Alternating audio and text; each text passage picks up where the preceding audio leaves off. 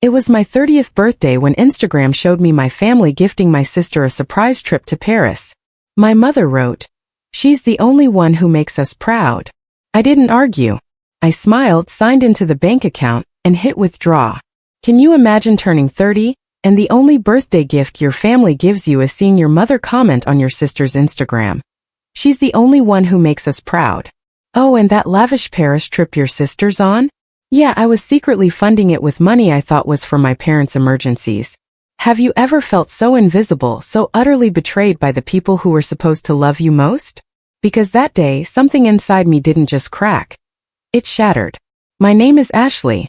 I turned 30 that day in a quiet apartment in Richmond, Virginia. I was a pharmaceutical sales representative, pulling in decent money but nothing glamorous. I lived alone, kept to myself mostly, and for the better part of the last 8 years I'd been trying to prove to my family that I mattered. That morning I woke up hoping for a phone call, a text, maybe even a card in the mail. Instead, silence. Then I got that Instagram post. I sat there at my small kitchen table, the single cupcake I'd bought myself from the bakery downstairs looking sadder by the minute. I refreshed the post again, as if maybe I'd misread it. But no, there it was.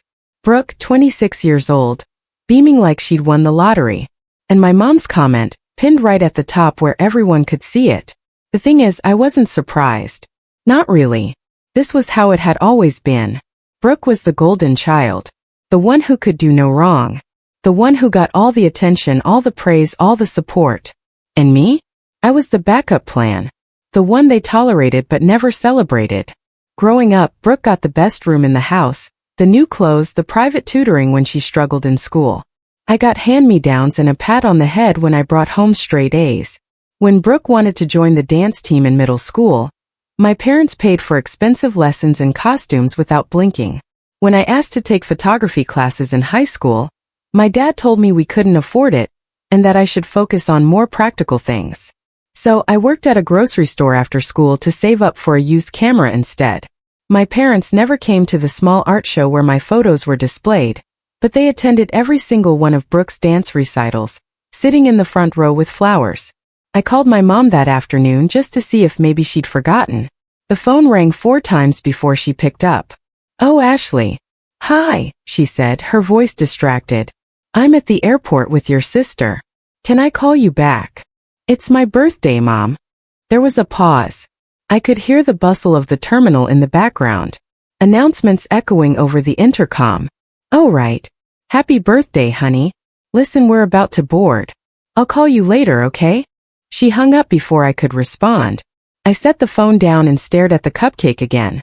Then I opened my laptop and logged into the joint bank account I shared with my parents, the account I'd been contributing to for the last 6 years. It started back when my dad had a health scare. He needed surgery and the medical bills piled up fast. My parents didn't have great insurance and they were drowning in debt. I had just landed my first big sales job, and I wanted to help. So I set up automatic transfers, $500 a month straight from my paycheck into their account. It wasn't much, but over the years it added up. I figured it was the least I could do. They were my parents after all. Except they never mentioned it. Not once. They never thanked me, never acknowledged the help. And when I brought it up casually at Thanksgiving 2 years ago, my mom waved it off like it was nothing. "Oh, that's sweet of you, Ashley. But we're fine." Really? Fine. They were fine. And yet here they were dropping what I could only assume was several thousand on a spontaneous trip to Paris for Brooke. I did the math in my head. 6 years, $500 a month. That was $36,000. $36,000 I'd given them. Thinking I was helping. Thinking maybe it would mean something. I clicked through the account history, my stomach twisting with every entry. There were the usual expenses.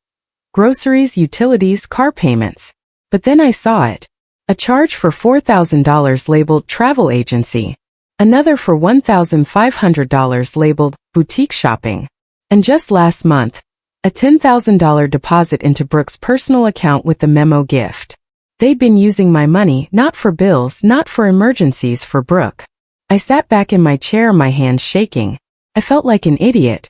All those years, all that money, and they'd just been funneling it to my sister while I scraped by, living paycheck to paycheck, skipping vacations and new clothes because I wanted to make sure they were okay.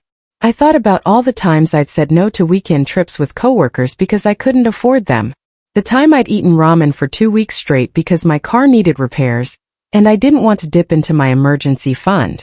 The countless sacrifices I'd made, all while my parents were treating Brooke like royalty with my money. I looked at the cupcake again, then I looked at the screen and I made a decision. I clicked withdraw.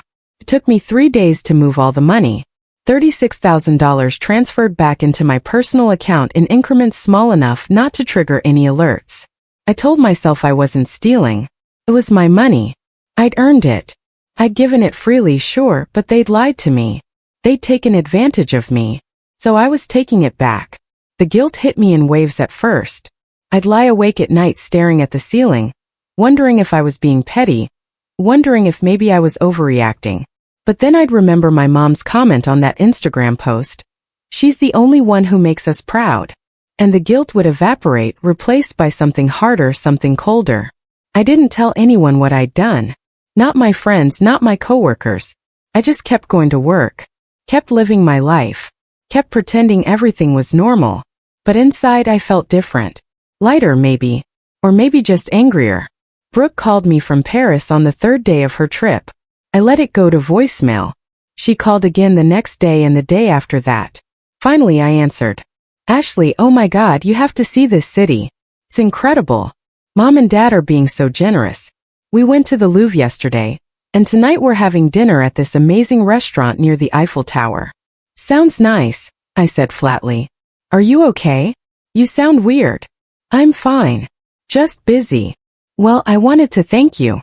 I know you've been helping Mom and Dad out, and I'm sure that's part of why they could do this for me. So thank you. I almost laughed. Almost. Instead I said, don't worry about it. You're the best big sister ever, she said, and I could hear the smile in her voice. I hung up and threw my phone across the room. The thing about Brooke is that she wasn't a bad person. She wasn't mean or malicious. She was just oblivious. Spoiled, yes, but not intentionally cruel. She genuinely believed the world revolved around her because that's how our parents had raised her. And I couldn't even blame her for that. It wasn't her fault they'd chosen her as the favorite. But it still hurt. I remembered when we were kids, maybe 10 and 14. I'd saved up my allowance for 3 months to buy this vintage camera I'd been eyeing at a pawn shop. The day I finally had enough money, I came home excited to show my parents. But Brooke had just gotten a bad grade on a math test, and my parents were sitting with her at the kitchen table, consoling her, promising her a new tablet if she brought her grades up. That's great, Ashley, my mom had said when I showed her the camera, barely glancing up. Now go do your homework. I took the camera to my room and cried. Not because I wanted praise, but because I wanted them to care just a little bit. I spent the next week researching what to do with the money. I wasn't going to blow it on something stupid. I wanted to use it wisely, in a way that would actually mean something. I thought about investing it, maybe putting it toward a down payment on a house. But then I stumbled across an ad for a medical billing course. It was a 6-month program that would certify me to work in healthcare administration, something I'd always been interested in, but never had the time or money to pursue. The program cost $8,000 upfront. Before, that would have felt impossible. Now I had the means. I signed up that night. My parents didn't notice the missing money right away. Or if they did, they didn't say anything. But 2 weeks after I withdrew it, my dad called. Ashley, we need to talk. My heart sank. About what? The account. There's been some kind of error. A lot of money is missing. Missing? Yeah. Over $30,000. I called the bank and they said it was transferred out. Do you know anything about that? I paused, choosing my words carefully. I withdrew it. You what? It was my money, Dad. I put it in there. I took it back out. There was a long silence on the other end of the line. Then, Ashley, that money was for emergencies. We were counting on it. Emergencies. I repeated, my voice tight. Like a trip to Paris? Another silence. That's different, he said finally. How? Brooke needed a break. She's been working so hard. And your mom and I wanted to do something special for her. And what about me? The words came out sharper than I intended. I've been putting money into that account for 6 years, Dad. 6 years. And not once did you or mom say thank you. Not once did you ask if I needed help. You just took it and gave it to Brooke. That's not fair, he said. But his voice lacked conviction. No, Dad. What's not fair is that I've been busting my ass to support this family while you treat me like I don't exist.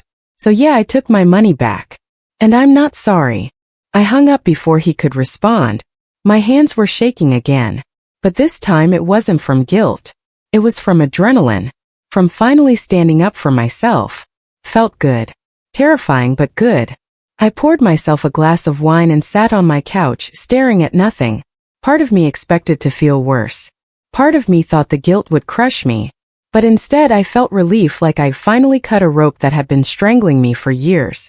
The fallout was immediate. My mom called me that evening, her voice shrill and accusatory. How could you do this to us, Ashley? We trusted you.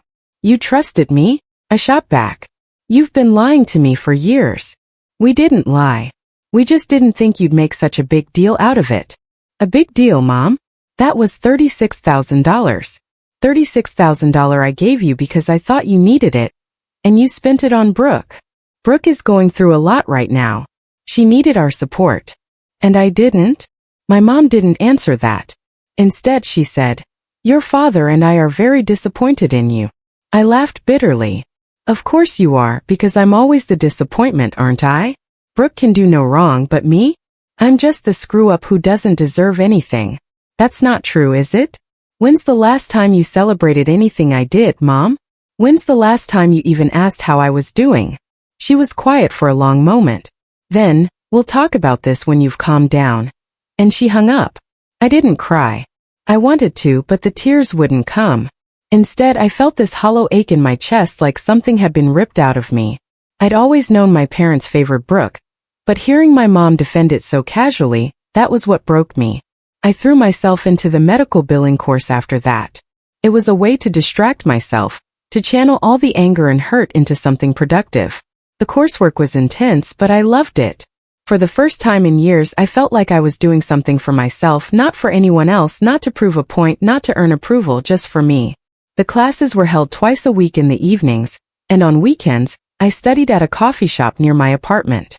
I met other students, people who were also trying to better their lives. And for once I didn't feel so alone.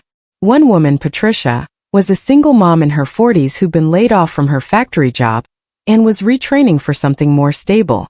We'd grab lunch together between classes sometimes, and she'd tell me stories about her kids, about how hard it was but how worth it. You're doing the right thing, she told me one Saturday afternoon as we reviewed practice billing codes. Investing in yourself, that's the smartest thing you can do. My coworker Vanessa noticed the change in me too. We'd been friendly for a while, but she started inviting me out for coffee more often, asking how I was doing. I didn't tell her everything, but I told her enough. About the money, about my family, about how invisible I'd always felt. You did the right thing, she said one afternoon as we sat in a cafe near our office. They were taking advantage of you. I keep telling myself that, I said. But part of me still feels guilty. Why? Because you stood up for yourself. Because they're my parents and Brooke is my sister. I'm supposed to just forgive them, right? Vanessa shook her head. Forgiveness isn't the same as being a doormat, Ashley. You can love your family and still set boundaries. Her words stuck with me. I'd spent so long trying to earn my family's love that I'd forgotten I didn't have to. I could just walk away. But walking away was easier said than done. Brooke came back from Paris 3 weeks after my birthday and called me again. This time I answered. Ashley, what the hell is going on? Mom and Dad are furious with you. I'm sure they are. They said you took money out of their account. Is that true? It was my money, Brooke. But they needed it. No, they didn't. They used it to send you to Paris. She was quiet for a moment. Then I didn't know that. Of course you didn't. You never know anything, do you? You just get to coast through life while the rest of us pick up the pieces. That's not fair, she said. Her voice small. Maybe not. But it's true. Ashley, I'm sorry. I didn't realize. It doesn't matter anymore, I interrupted. Just enjoy your life, Brooke. That's what you're good at. I hung up and blocked her number. That night, I looked at myself in the mirror for a long time. I didn't recognize the person staring back at me. She looked harder, angrier, but also stronger. I thought about my mom's Instagram comment. She's the only one who makes us proud. And I realized something. I didn't need them to be proud of me.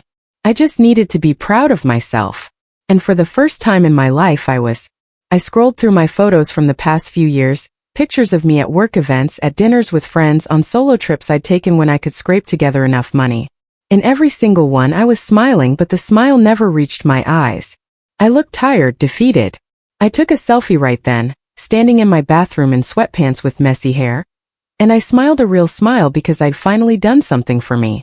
I posted it on my own Instagram with a simple caption, 30 and thriving.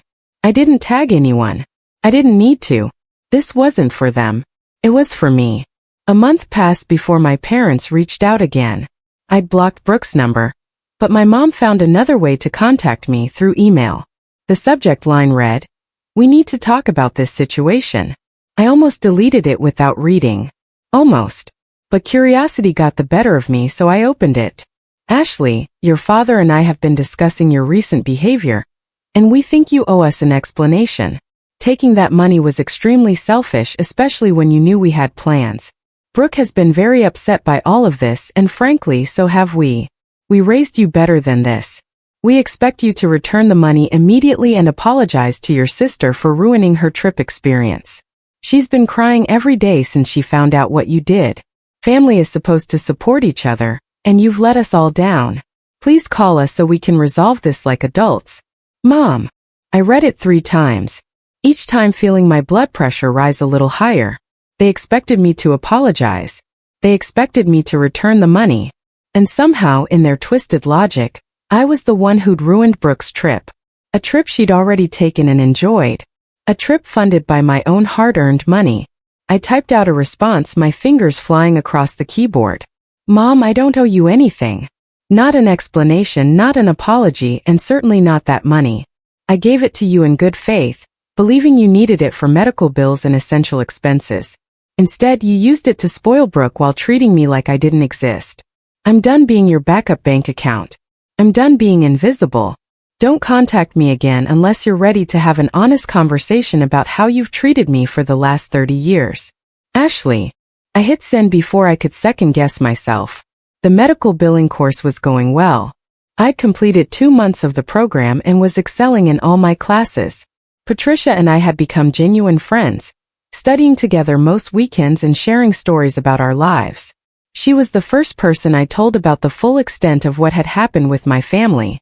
"They said what?" she asked, her eyes wide with disbelief. We were sitting in the coffee shop, our textbooks spread across the table. "They want me to apologize and return the money. Are they insane?" Apparently. I took a sip of my coffee. My mom made it sound like I'd committed some terrible crime. Patricia shook her head. "You know what I think? I think they're panicking. They got used to having that cushion of money, and now it's gone. They're trying to guilt you into giving it back." "It's working a little," I admitted. "I keep thinking about Brooke crying. Brooke's a grown woman. If she's crying, it's because she finally had to face reality." I wanted to believe that. I really did. But there was still a part of me that felt guilty. That part that had been trained since childhood to put everyone else first, to smooth things over, to make sure everyone was happy, everyone except me. My phone buzzed. It was an unknown number, but I recognized the area code, Virginia. Against my better judgment, I answered. "Hello, Ashley. It's Dad." I should have hung up. I should have blocked the number immediately. But something in his voice stopped me. "What do you want?" "I want to talk.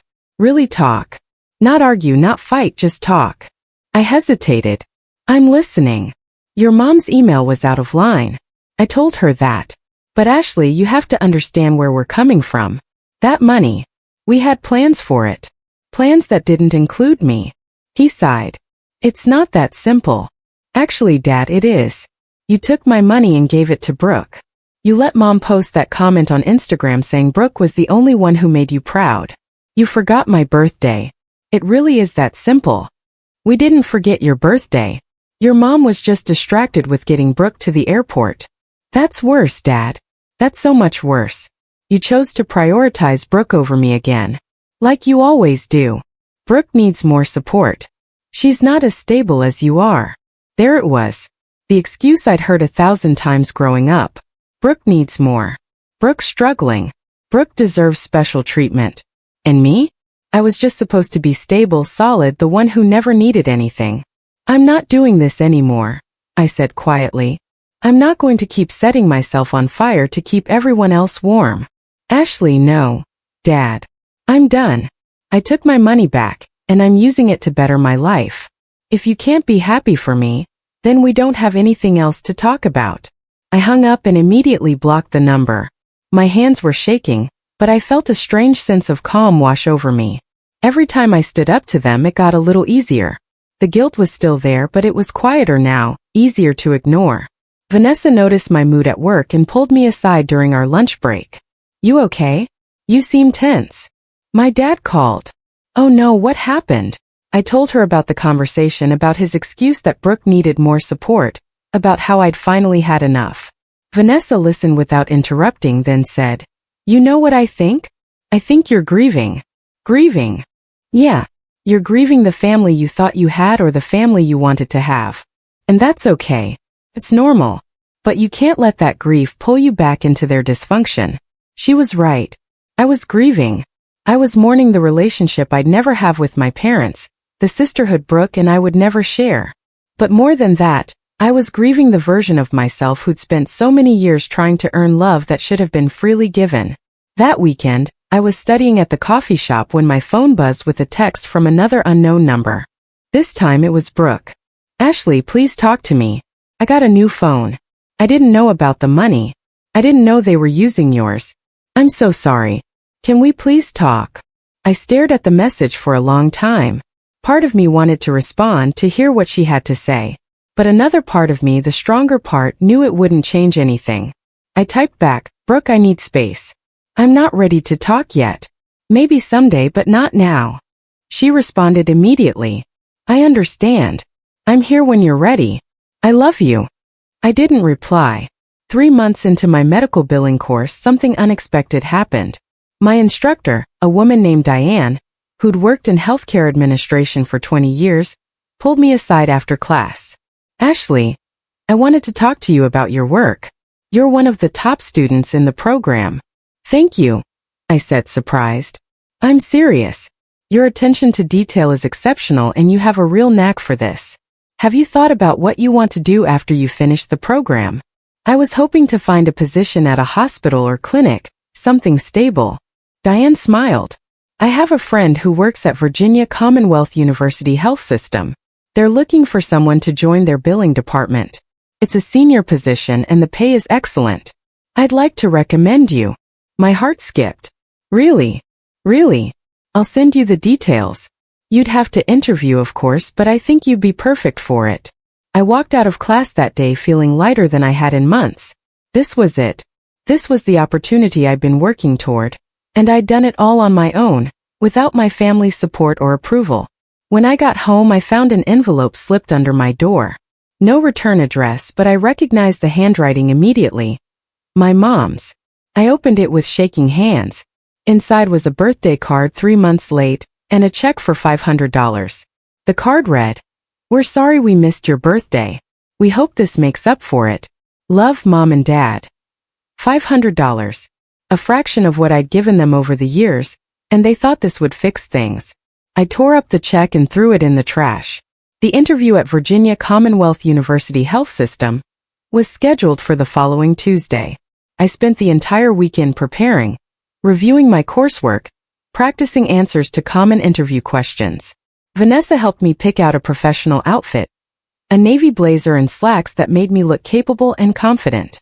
The morning of the interview, I woke up with butterflies in my stomach. This was the biggest opportunity I'd had in years, and I wasn't going to let my family drama ruin it for me. The interview went better than I could have imagined. The hiring manager, a woman named Caroline, was impressed with my background in pharmaceutical sales and my dedication to completing the medical billing program while working full-time. We need someone who's organized, detail-oriented, and can handle high-pressure situations, Caroline said.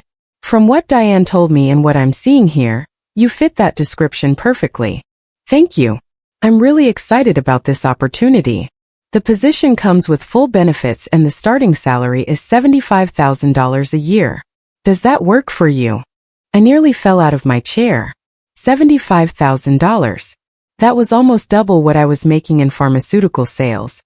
That works perfectly, I managed to say. Great. I'll be in touch by the end of the week with our decision. I walked out of the hospital feeling like I was floating. This was really happening. My life was actually turning around. When I got back to my car, I had 6 missed calls from my mom and 3 from my dad. I ignored them all. That evening, Vanessa invited me out for drinks to celebrate. We went to a wine bar downtown, and I told her about the interview, about the salary, about how surreal everything felt. You deserve this, she said, raising her glass. After everything you've been through, you deserve something good. I keep waiting for the other shoe to drop, I admitted. Like something's going to go wrong. Nothing's going to go wrong. You're talented. You've worked hard and you're finally putting yourself first. That's not selfish. That's survival. We talked for hours, and for the first time in months I felt genuinely happy. Not just relieved or vindicated, but actually happy. When I got home that night, there was another email from my mom. This one had the subject line, "Emergency." My stomach dropped. Despite everything, they were still my parents. If something was really wrong, I needed to know. I opened the email. Ashley, we need to talk immediately. Your father lost his job last week, and we're in serious financial trouble. We need that money back. This isn't a request. This is a genuine emergency. We could lose the house. Please call us as soon as you get this. Mom. I read it twice. My happiness from the evening draining away. My dad had lost his job. They might lose the house. And somehow this was my responsibility. Except it wasn't. I'd given them $36,000 over 6 years. They'd used it for luxury trips and gifts for Brooke instead of saving it for actual emergencies. This was the consequence of their choices, not mine. But the guilt was crushing. They were my parents. No matter how badly they treated me, did I really want them to lose their home? I called Vanessa. They're saying it's an emergency, I told her. My dad lost his job. They might lose the house. Ashley, listen to me very carefully. This is not your problem. But what if they're telling the truth? What if they really are in trouble? Then they need to figure it out like adults. They can downsize. They can get new jobs. They can ask Brooke for help. You are not their safety net. You gave them $36,000 and they wasted it. If they're in financial trouble now, that's on them. I know you're right. I know that. But nothing. You're about to start an amazing new job. You're building a life for yourself. Don't let them drag you back down. I took a deep breath. You're right. You're absolutely right. After I hung up with Vanessa, I replied to my mom's email. Mom, I'm sorry to hear about Dad's job, but I can't help you financially. I gave you $36,000 over the years, and you chose to spend it on things that weren't emergencies. I have my own life to worry about now. I suggest you talk to Brooke about helping out, since she's the one you've always prioritized. Best of luck, Ashley. I hit send and turned off my phone. 3 days later, I got the call from Caroline. I gotten the job. I started crying right there in my living room. Happy tears. Relieved tears. Tears for everything I'd been through to get to this moment. I'd done it. I'd actually done it. I called Patricia first to tell her the news. She screamed so loud I had to pull the phone away from my ear. I'm so proud of you, she said. This is just the beginning, Ashley. You're going to do amazing things. Then I called Vanessa, who insisted we go out to celebrate properly. We went to a nice restaurant, not too fancy but nicer than anywhere I'd been in years. I ordered the most expensive thing on the menu and didn't feel guilty about it. To new beginnings, Vanessa said, raising her glass. To new beginnings, I echoed. My start date at the hospital was in 3 weeks. I gave my notice at the pharmaceutical company, and my boss was understanding, even congratulatory. The medical billing course was winding down, and I'd finished with top marks. Everything was finally falling into place. Then Brooke showed up at my apartment. I was coming home from the grocery store when I saw her sitting on the steps outside my building. She looked different, thinner, tired. Her usual polished appearance was gone, replaced by something more subdued. What are you doing here? I asked, not unkindly but not warmly either. I needed to see you. To apologize in person. Brooke, I told you I need space. I know, but please just give me 5 minutes. That's all I'm asking. I hesitated, then unlocked the door. 5 minutes. We went up to my apartment and I set the groceries on the counter. Brooke stood awkwardly in my living room, looking around like she'd never been there before. She hadn't. I'd never invited her. Ashley, I didn't know, she started. I swear I didn't know they were using your money. When I found out, I confronted them. We had a huge fight, and they told me you were being dramatic, that you'd given them the money freely and now you were trying to hold it over their heads. But I know that's not true. I crossed my arms.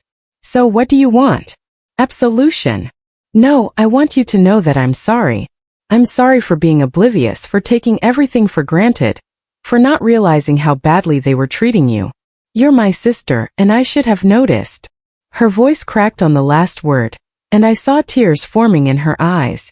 Brooke, you were just being who they taught you to be. I don't blame you for that.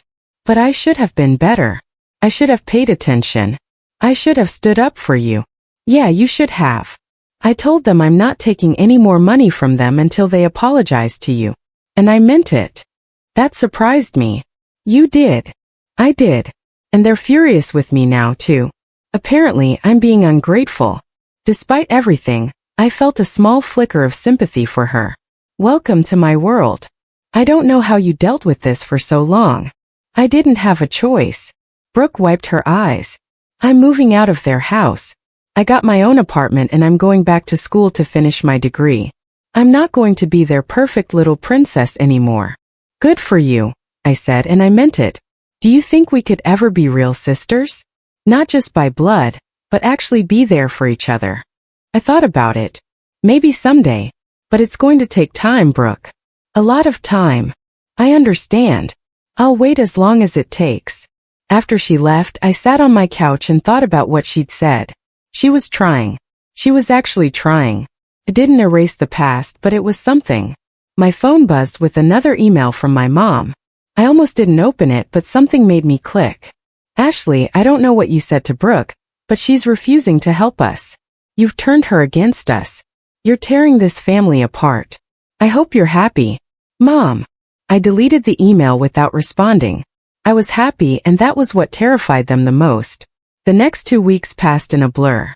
I finished the medical billing course at the top of my class, received my certification, and prepared for my new job at the hospital.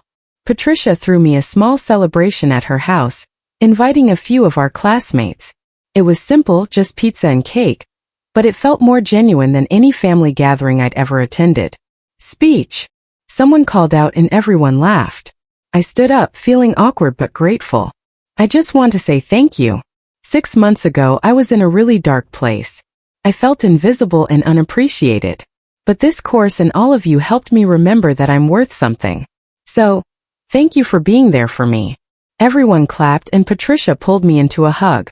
You're going to kill it at that hospital, she whispered. The day before I started my new job, I decided to do something I'd been putting off. I went through all my social media and unfollowed my parents. I didn't block them, but I didn't want to see their posts anymore. I was done letting their lives affect mine. As I was scrolling through, I noticed something odd. My mom had posted a status update 2 days earlier. Sometimes your children disappoint you in ways you never imagined. We raised Ashley to be better than this, but she's chosen selfishness over family. Praying for her to see the light. The post had dozens of comments, mostly from relatives and family friends I barely knew. Most of them were supportive of my mom, saying things like, "Stay strong," and "Family is everything." But there were a few that stood out. My Aunt Linda, my dad's sister, had commented, "Maybe it's time to look at your own actions instead of blaming Ashley. I've watched you treat that girl like garbage for years. She deserves better." And my cousin Jake had written, "Ashley's been supporting you guys financially for years, and you never even thanked her. Maybe she got tired of being taken for granted." I felt a rush of vindication. So, other people had noticed. Other people knew the truth. I screenshotted the post and the comments, then saved them to a folder on my computer. Insurance in case I ever needed proof. My first day at Virginia Commonwealth University Health System was nerve-wracking, but exhilarating. Caroline showed me around, introduced me to the team, and gave me a thorough overview of my responsibilities. The department was busy but organized, and everyone seemed genuinely welcoming. "You'll do great," Caroline said as she left me at my new desk. "If you need anything, just ask." I spent the first week learning the systems, getting familiar with the processes, and meeting with different departments to understand how everything connected. It was a lot to absorb, but I loved every minute of it. This was real. This was mine, and nobody could take it away from me. At the end of my first week, Caroline called me into her office. "I wanted to check in and see how you're adjusting." "It's been amazing," I said. "Honestly, thank you again for this opportunity. You've earned it. I've been getting great feedback from the team. You're catching on fast. I'm trying my best. I can tell. And I wanted you to know that there's room for growth here. If you continue performing at this level, I could see you moving into a management position within a year or two." Management within a year or two. I could barely process it. "That would be incredible," I managed to say. "Just keep doing what you're doing." I left her office feeling like I was walking on air. That weekend, I finally responded to Brooke's last text. I invited her to lunch at a casual cafe near my apartment. Nothing fancy, nothing emotionally charged. Just two sisters trying to figure out if they could salvage something from the wreckage of their family. She showed up looking nervous, clutching her purse like a lifeline. "Thanks for agreeing to meet," she said as we sat down. I figured it was time. We ordered sandwiches and made small talk for a while. Her new apartment, her plans to go back to school, my new job. It felt stilted and awkward, but it was a start. "I talked to Mom and Dad again," she said eventually. "They're still refusing to take responsibility. They think you're being vindictive." Of course they do. I told them I wasn't going to be part of their games anymore. That if they wanted a relationship with me, they needed to grow up and apologize to you. How'd that go? About as well as you'd expect. Mom hung up on me. Dad called me an ungrateful brat. I felt a pang of sympathy for her. "I'm sorry." "Don't be. You were right about everything. I was so blind, Ashley. I took everything for granted. And I let them turn me into this spoiled, oblivious person. I don't want to be that anymore. Change takes time. I know, but I'm willing to put in the work if you'll let me." I looked at her. Really looked at her and saw something I hadn't seen before. Sincerity, remorse, a genuine desire to be better. "Okay," I said finally. "But we're starting from scratch. No expectations, no pressure, just two people trying to be sisters. I can live with that." We finished lunch and parted ways with an awkward but genuine hug. It wasn't forgiveness. Not yet. But it was a beginning. That night I got a notification on my phone. My mom had tagged me in a Facebook post. Against my better judgment, I clicked on it. The post was a long, rambling message about family values, respect, and how children owe their parents everything. And at the end she'd written, "Ashley, if you're reading this, know that your father and I are heartbroken by your actions. We're praying you'll come back to us before it's too late." The comments were a mix of support from my parents and questions about what had happened. Some relatives were asking me directly what was going on. I could have ignored it. I probably should have ignored it, but something inside me snapped. I commented on the post. "Mom, I gave you $36,000 over 6 years to help with medical bills and expenses. You used it to fund luxury trips and gifts for Brooke while ignoring me completely. You forgot my birthday. Publicly stated that Brooke was the only child who made you proud, and now you're trying to guilt me into giving you more money? I'm done being your ATM. If you want a relationship with me, start by apologizing and taking responsibility for your actions." Ashley. I hit post before I could second-guess myself. Within minutes, the comments started pouring in. Some relatives were shocked. Others were supportive. My Aunt Linda commented, "Finally, someone said it." And my mom responded with, "This is a private family matter. How dare you air our business publicly?" I replied, "You made it public when you tagged me. I'm just telling my side of the story." Then I logged off and blocked both my parents on all social media. My hands were shaking, but I felt lighter than I had in years. I'd finally told the truth. I'd finally stood up for myself in a way that couldn't be ignored or dismissed, and I was done apologizing for it. The Facebook post exploded overnight. By the time I woke up the next morning, there were over 200 comments and countless shares. My phone was flooded with messages from relatives I hadn't spoken to in years. Some supportive, others demanding explanations. My Aunt Linda called me at 7 o'clock in the morning. "Ashley, honey, are you okay?" "I'm fine. Better than fine, actually. I just saw what you posted. I had no idea it was that bad." Most people didn't. They were good at hiding it.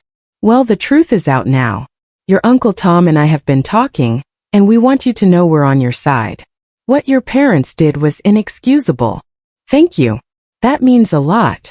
And between you and me, your mother is losing her mind. She's been calling everyone in the family, trying to get them to side with her. It's not going well for her." I felt a small surge of satisfaction. Good. After I hung up with Linda, I checked my email. There were 3 messages from my mom, each more desperate than the last. The first was angry, accusing me of betrayal and slander. The second was manipulative, talking about how hurt she and my dad were. The third was almost pleading, asking me to delete the post and call her. I deleted all 3 without responding. At work that Monday, I threw myself into my new role. The hospital billing department was complex and demanding, but I loved the challenge. Caroline had given me several high-priority accounts to manage, and I was determined to prove I belonged there. During lunch, Vanessa called. "So, I saw your Facebook post. You and everyone else. Are you okay?" That took guts. I'm tired of hiding their dysfunction. If they wanted privacy, they shouldn't have aired their grievances publicly first. Fair point. How are they taking it? Not well, from what I hear. But that's not my problem anymore. Good for you. Seriously, I'm proud of you. That afternoon, I got a call from an unknown number. I almost didn't answer, but something told me I should.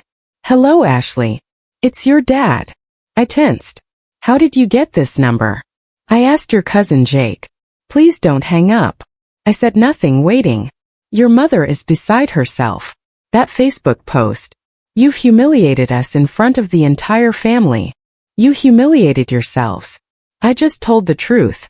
"We need to meet face to face. We need to resolve this." "There's nothing to resolve, Dad. You and Mom made your choices. I made mine. We're done." "Ashley, please. We're your parents." "Then maybe you should have acted like it. I'm asking you one more time. Meet with us this week. We'll buy you dinner. We'll talk things through like adults." I almost laughed. "Like adults, Dad? Adults don't forget their daughter's birthday. Adults don't steal money from one child to spoil another. Adults take responsibility for their actions. We're willing to admit we made mistakes." That stopped me. "You're willing to admit it?" "Yes, we know we haven't been perfect. We want to make things right." I was quiet for a long moment, thinking. Part of me wanted to refuse to keep the wall up. But another part, the part that still remembered being a little girl who just wanted her parents to love her, wondered if maybe, just maybe, they were sincere. "Fine," I said. "One dinner, but I choose the place and Brooke comes too." "Why does Brooke need to be there?" "Because she's part of this family too, and she deserves to hear whatever you have to say." He hesitated. "Okay. When?" "Friday night, 6 p.m. I'll text you the address." After I hung up, I immediately called Brooke. "They want to meet," I told her. "All of us. Friday night." "What did you say?" I said yes, but I need you there as backup. "Of course I'll be there." "And Brooke, don't tell them what we've talked about. I want to see if they're actually going to be honest, or if this is just another manipulation." "Got it." I spent the next few days preparing for the dinner. I made a list of everything I wanted to say. Every grievance I'd buried over the years. I wasn't going to yell or cry. I was going to be calm, clear, and firm. They were going to hear me whether they liked it or not. Friday came faster than I expected. I chose a quiet restaurant in downtown Richmond. Public enough that they couldn't make a scene, but private enough for a serious conversation. I arrived early and took a table in the back corner. Brooke showed up 15 minutes before our parents, looking nervous. "You okay?" she asked. "I will be." At exactly 6 p.m. my parents walked in. My mom looked older than I remembered, her face tight with stress. My dad had lost weight. His shoulders hunched like he was carrying something heavy. They sat down across from us. And for a moment nobody spoke. Finally my dad cleared his throat. "Thank you for agreeing to meet. Let's just get to it," I said. "You wanted to talk, so talk." My mom folded her hands on the table. "Ashley, we owe you an apology." I waited. "We've been thinking a lot about what you said about the money and how we've treated you. And you're right. We haven't been fair to you. Go on. We've always worried about Brooke more because she struggled with things you seemed to handle easily. You were always so independent, so capable. We thought you didn't need us as much. So you just stopped trying?" "We didn't stop trying. We just prioritized differently. You forgot my birthday, Mom. You commented on Instagram that Brooke was the only one who made you proud. How was that prioritizing differently?" She looked down. "That comment was a mistake. I was just excited for your sister. A mistake you left up for everyone to see." My dad jumped in. "We're here because we want to fix this. We want our family back." "You want your ATM back?" I corrected. "Let's be honest about what this is really about." "That's not fair," my mom said. "Isn't it? Dad lost his job. You're in financial trouble. And suddenly you want to reconcile. The timing is pretty convenient." Brooke spoke up for the first time. "She's right. You didn't care about fixing things until you needed money." My mom turned to her, shocked. "Brooke, you know that's not true." "Actually, I don't. Ashley's been telling the truth about everything. I went through the bank statements. I saw where all her money went. And I've been thinking about how differently you treated us growing up. She's not making this up. We gave you both everything we could," my dad insisted. "No," I said firmly. "You gave Brooke everything. You gave me leftovers and criticism." The table fell silent. Finally, my mom's facade cracked. "What do you want from us, Ashley? You want us to grovel? To beg? We're here. We're apologizing. What more do you want?" "I want you to mean it." "We do mean it." "Then prove it. Tell me one thing you're proud of me for. One accomplishment you celebrated. One time you put my needs first." She opened her mouth, then closed it. She couldn't think of anything. The realization hit me like a punch to the gut. They really couldn't think of a single thing. "That's what I thought," I said quietly. My dad leaned forward. His voice strained. "Ashley, you're being unreasonable. We're trying here." "No, you're trying to manipulate me into feeling guilty so I'll give you more money. There's a difference."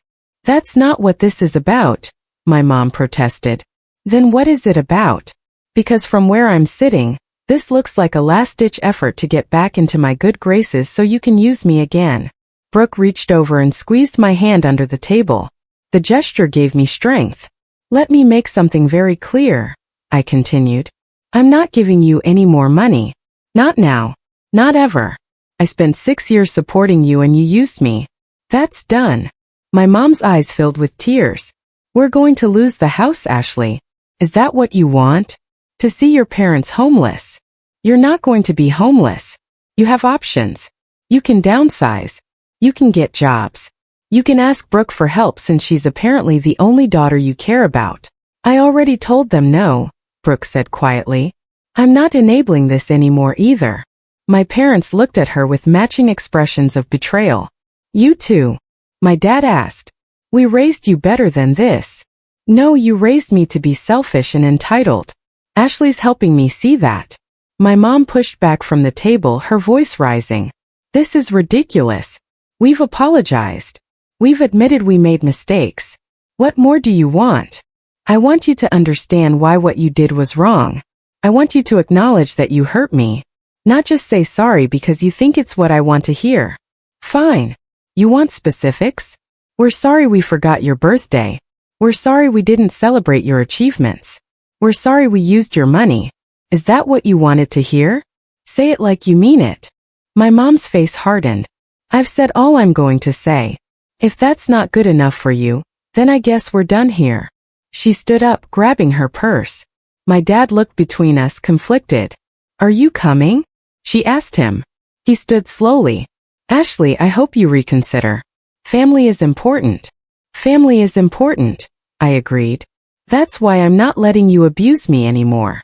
They left without another word. Brooke and I sat there in silence for a moment. Well, that went about as well as expected, she finally said. Yeah. Are you okay? I am actually. I gave them a chance. They blew it. That's on them. We ordered dinner and spent the next hour talking about everything except our parents. Brooke told me about her new apartment, about the classes she was planning to take. I told her about work, about my plans for the future. For the first time in our lives, we were just two sisters having dinner. No competition, no favoritism, no drama, just us. When we left the restaurant, Brooke hugged me tight.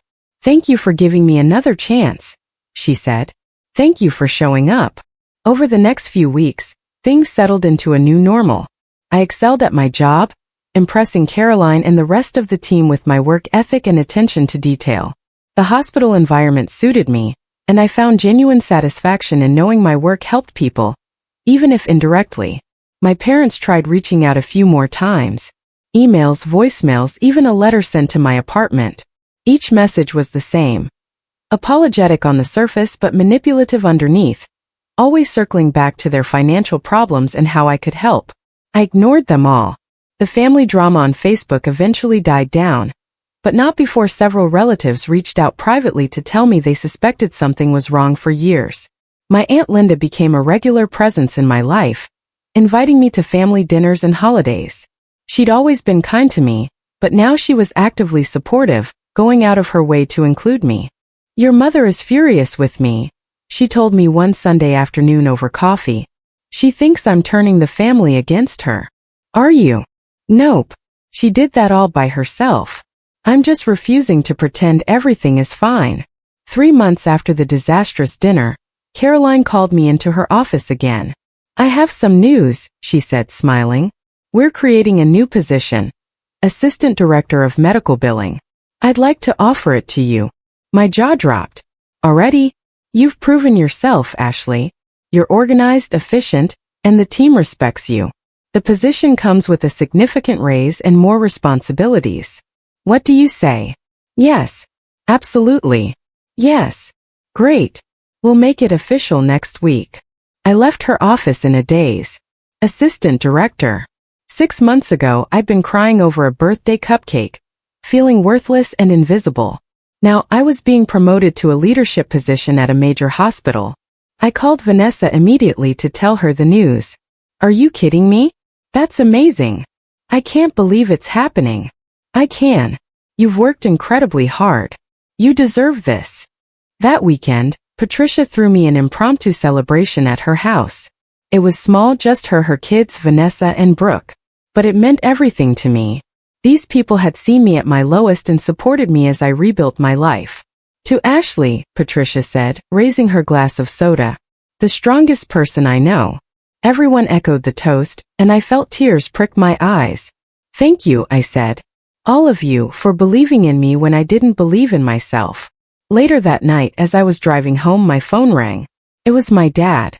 I almost didn't answer, but something made me pick up. Hello, Ashley. It's Dad. Please don't hang up. What do you want? I wanted to tell you that I got a new job. It doesn't pay as much as the old one, but it's something. And your mom is working part-time at a retail store. Good for you. We're going to be okay. We're figuring it out. I waited for the ask, for the manipulation, but it didn't come. I also wanted to say I'm sorry. Really sorry. Not because I want something from you, but because you deserve to hear it. We were wrong. We treated you terribly, and there's no excuse for that. I pulled over, my hands shaking. Your mother isn't ready to admit it yet, but I am. You were right about everything. We took you for granted. We played favorites. We used you, and I'm sorry. Tears streamed down my face. This was what I'd wanted to hear for 30 years. Thank you, I managed to say. I don't expect you to forgive me. I don't even expect you to want a relationship with me. I just needed you to know that I see what we did, and I'm ashamed of it. We talked for another 20 minutes. He didn't ask for money, didn't try to guilt me into anything. He just talked and I listened. And for the first time in my life, I felt like my dad actually saw me. When we hung up, I sat in my car for a long time processing. It wasn't forgiveness. Not yet. But it was a start. The following months brought changes I never could have imagined. My new role as assistant director kept me busy but fulfilled. I implemented new systems that streamlined the billing process, saving the hospital thousands of dollars and improving patient satisfaction. Caroline praised my work in department meetings, and other directors started seeking my input on their own processes. Brooke and I grew closer, meeting for dinner once a week and texting regularly. She'd enrolled in community college and was working toward a business degree. She'd also started seeing a therapist to work through the family dynamics that had shaped her. My therapist says I was conditioned to see myself as superior, she told me one evening. And that recognizing that is the first step to changing. How's that going? It's hard. Really hard. I keep catching myself expecting special treatment. And then I have to remind myself that's not normal. The fact that you're trying means something. My relationship with my dad slowly improved. We talked on the phone every few weeks, brief conversations where he'd update me on his job and ask about mine. My mom still hadn't apologized, and I'd accepted that she probably never would. Some people aren't capable of that kind of self-reflection.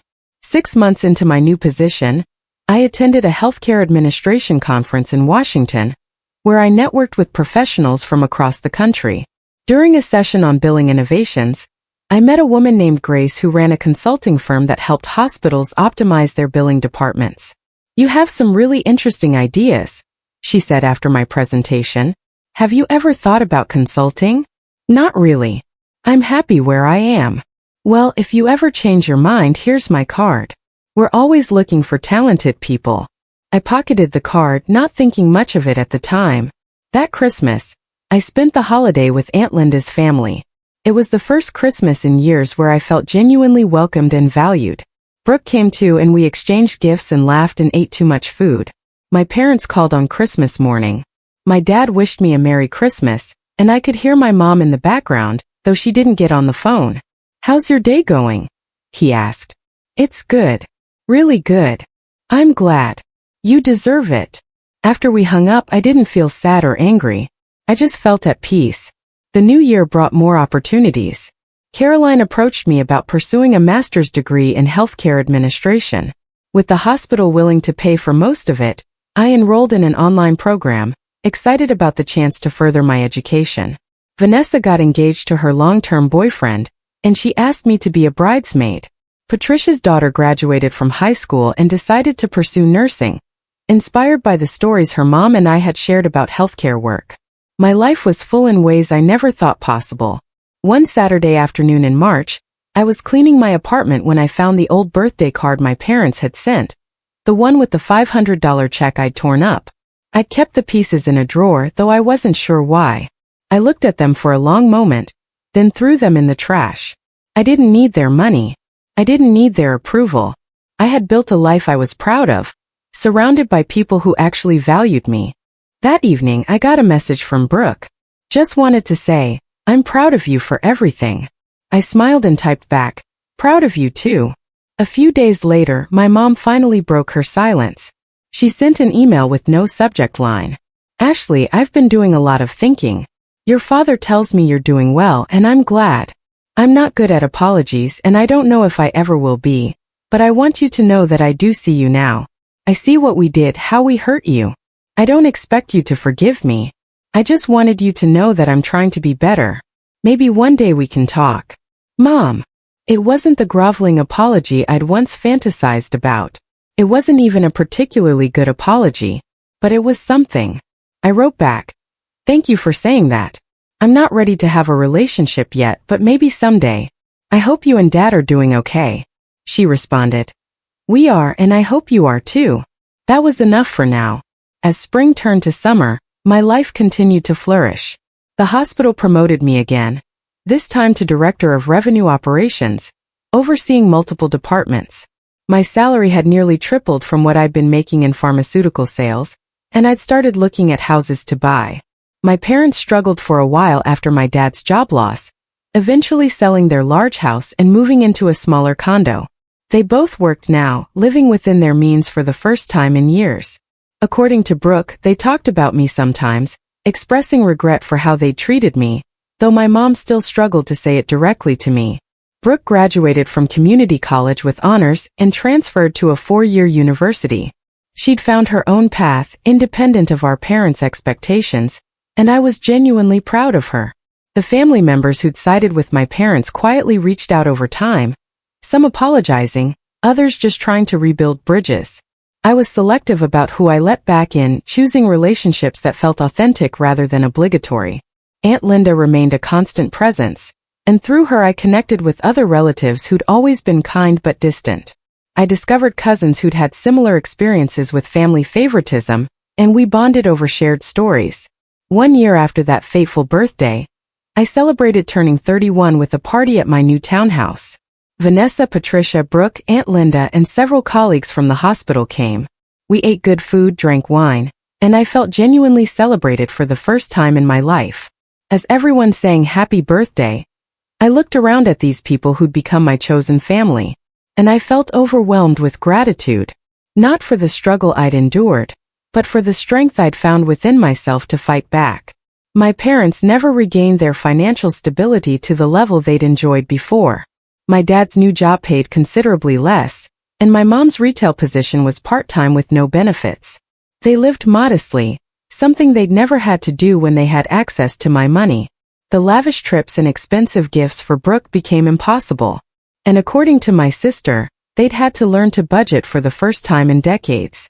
Brooke told me our mom complained constantly about having to clip coupons and shop sales, though she never acknowledged that she'd once had a comfortable cushion thanks to my contributions.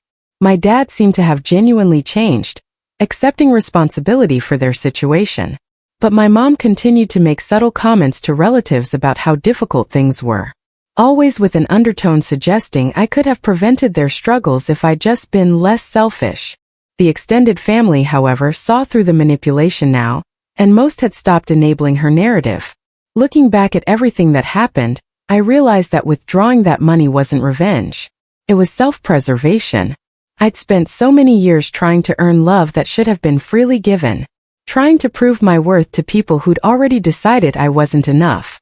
Taking back what was mine wasn't about hurting them, it was about finally choosing myself.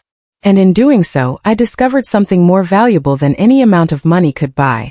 The unshakable knowledge that I was enough, that I'd always been enough, and that I didn't need anyone's approval to prove it. Sometimes the best revenge isn't revenge at all. It's simply living well and refusing to let anyone dim your light ever again. If this story resonated with you, if you've ever felt like you're